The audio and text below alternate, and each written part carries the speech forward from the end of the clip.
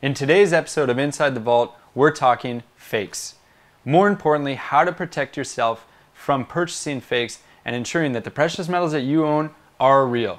We've got a bunch of toys here in front of us. I'm going to show you how we use them to assure that your precious metals are what you expected them to be. So let's get started.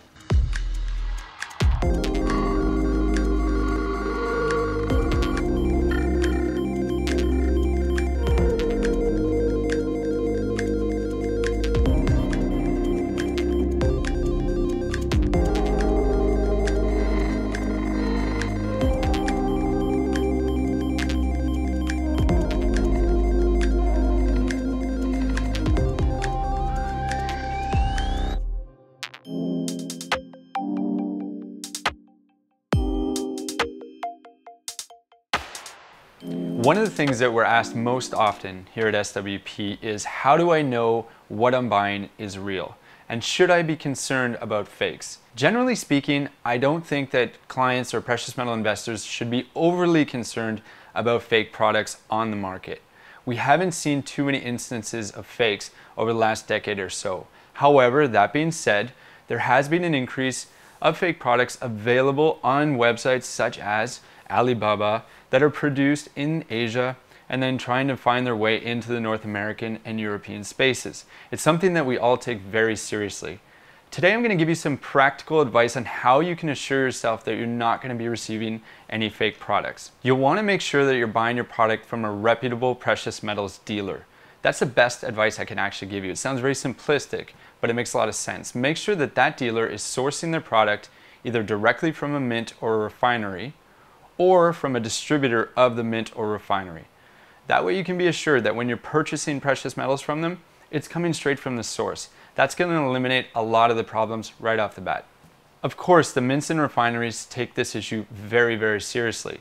When a product is counterfeited, it's their brand that's actually being counterfeited. So of course they want to try to protect their brand and ensure that the investors are getting the products that they actually expect to be receiving when they pay for them.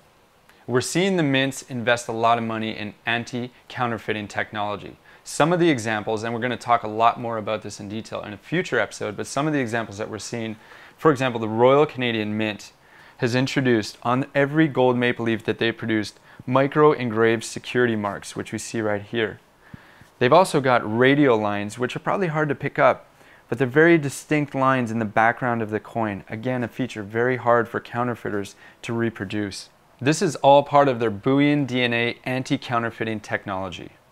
Now, here are some of the things that we do inside the vault to assure against fakes, to assure that our clients' products are not fakes. You can also do these things at home if you're willing to invest in the equipment. Basically, we conduct a series of different tests. Individually, they're not all perfect, but when you put them in sequence and you run through it, it reduces the odds of fakes or counterfeits dramatically. Of course, the first thing we do is we purchase from reputable sources, again, directly from mints or refineries, or from distributors of those mints or refineries. That's going to reduce a lot of the problems, as I mentioned earlier. As for the testing itself, let's get started. So when a product arrives here at the vault, the first thing that we do after obviously counting and opening the product up under CCTV camera is we do a visual inspection. Now, this doesn't assure that the metal is pure, but it is the first thing that we're going to look for just in case something looks off. And to a trained professional eye that's seen precious metals for a number of years and thousands of different products flow through the vault, that can be a good starting point. So I'd recommend you do the same. If you receive a product at home and something doesn't quite look right to you, maybe you want to take a closer look and you're going to want to run some other tests. So take a close look at the product, especially with the newer stuff that's on the market. You've got those security marks on the coins now and on some bars. Take a close look at the packaging of the bars as well. So when I'm looking at a product doing my visual inspection, I'm looking for things like the detail of the font. I'm looking for the security marks on the coin. I might look at the edges to make sure they're nice and clean. There's nothing odd about that. Obviously, the more traditional elements of the coin.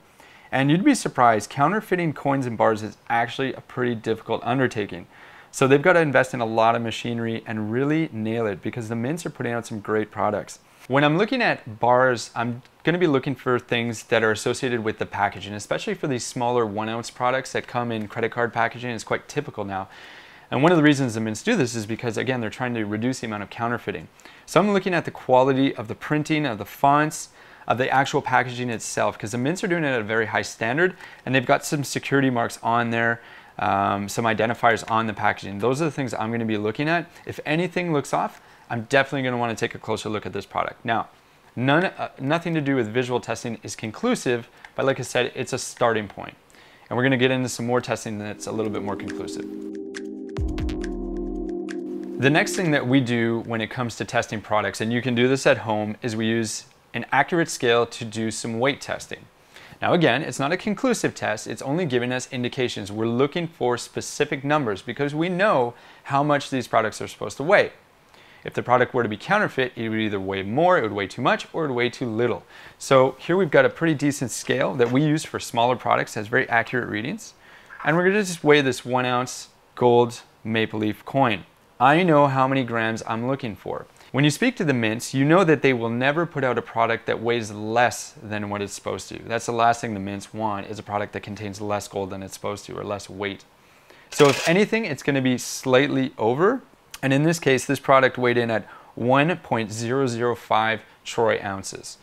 So it's stated to weigh 1 troy ounce, and it weighs 1.005. That extra 0.005 is probably the mint making sure that their product is just above what it's supposed to be. Again, the last thing they want it is for it to be just below. So in my mind, I'm happy with that. That's a perfect weight. Next, we're going to be weighing a 1 kilo gold bar. Now I'm expecting this bar to weigh exactly 32.15 troy ounces. It's a valuable piece, so we're going to want to make sure that the weight is accurate. And as expected, exactly 32.15 troy ounces. So again, a weight test is not a perfect indicator that the product is pure, but it's another indication, and it's more information that we have. We've done our visual test, we've done our weight test so far, 2 for 2. Now we're going to move on to more conclusive, non-destructive testing on these products. The third test that we conduct here in the vault is a density test. Each type of metal and purity of metal has a unique density. So we're going to use a device here to verify that the density of, in this case, a gold coin is as expected. So we're just going to take this device here. I've already got it turned on. You have different purities that you can test for. In this case, we're testing for 3/9 gold plus, which should match up with our gold maple leaf here. So I'm going to place the coin on, and I'm expecting the reading to be within a certain tolerance. In this case, it is within that tolerance. And so I'm happy. I can test the other side of the coin as well, just to make sure that there's no variable there. Again, good. And if I were to take, for example, this US quarter and put it on the machine under the same settings as I used for the gold maple leaf, I'll then see that it's outside of the expected result. So if I had, for example, a fake coin or a coin that contains something other than pure gold, it would be outside of the tolerances. That would be flagged, and then we'd conduct even further testing on that flagged item. So the final step that we use here at SWP for non-destructive testing is a device that will test the metal's reaction to magnetism. Each element on the periodic table has a unique reaction to magnetism. So this device, again, with some certain settings in place and expected results that we can compare against, will tell us whether something is pure silver, pure gold, or contains alloys. Now, it contains a very powerful magnet. So if you are going to use a device like this, you're going to want to keep laptops away from it, any watches that contain a lot of metal away from the device. So the first thing I'm going to do is test a 1 ounce gold coin, which we've been testing already. Now this coin is 3 for 3, so I'm not particularly concerned about it, but I want to make sure that it has no a strong magnetic pull. It should not, because it's pure gold, so it won't have a strong magnetic pull. It doesn't physically. And then I'm going to be looking at the readings that the device gives me, and it's within, again, the tolerance levels that I'm expecting for the pure gold's reaction to the magnetism. So this coin, in my mind, has passed all the tests, and I'm satisfied with that. Now, this device is also very handy for dealers, and it could be for you as well, because you can test thicker bars. That's one of the problems with some of these smaller devices, is that they can't necessarily test very dense or thick material. So we're going to want to go ahead and now test some bigger bars. For example, a kilo gold bar, which people are often concerned about having to melt down in the case that they want to sell them.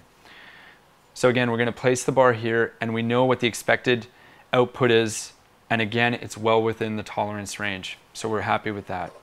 We can even do a large 100 ounce silver bar. Now we can get even thicker than this. but for today's display, we're gonna go with the 100-ounce silver bar. Silver is gonna have a different reading than gold because again, it's a different element, so it has a different reaction to the magnetism. It's within the tolerance level.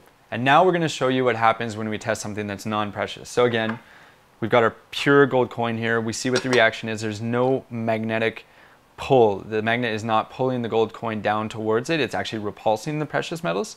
And we've got a reading accordingly. But if we place an item that has alloy in it, it's going to be strongly attracted to the magnet. It stands it up right on its side. You can see there, it's interesting. And it gives us a reading that the magnet is strongly pulling those alloyed metals towards it. So you've got a very strong difference between your pure gold coins and the non-pure items that we have here. If you think that you've received a fake product, what I recommend you do is first of all contact the precious metals dealer whom you purchased the product from. If they're a reputable dealer, which you should be buying from in the first place, they shouldn't have a problem exchanging that product for you or at least providing a free testing service. It's in their best interest to make sure that they're not selling fake product into the market. If they don't collaborate, the next thing you're going to want to consider doing is contacting the police. Fake products like this is considered fraud. It's a very serious crime and all of us in the industry want to see it disappear completely. So if you can't get resolved from the precious metals dealer, feel free to contact the police. I really enjoyed sharing this information with you today. It's such an important topic to us that are in the industry. Obviously, we want to see all fakes disappear now. Unfortunately, it's a reality that we all have to live with. So I do recommend, of course, that number one, you purchase from a reputable precious metals dealer, someone that's buying directly from the mints or refiners. If you want to do any of these tests at home and you need more information about the devices, please feel free to email us. You can tweet me, or of course, SWP is happy to do this testing for you.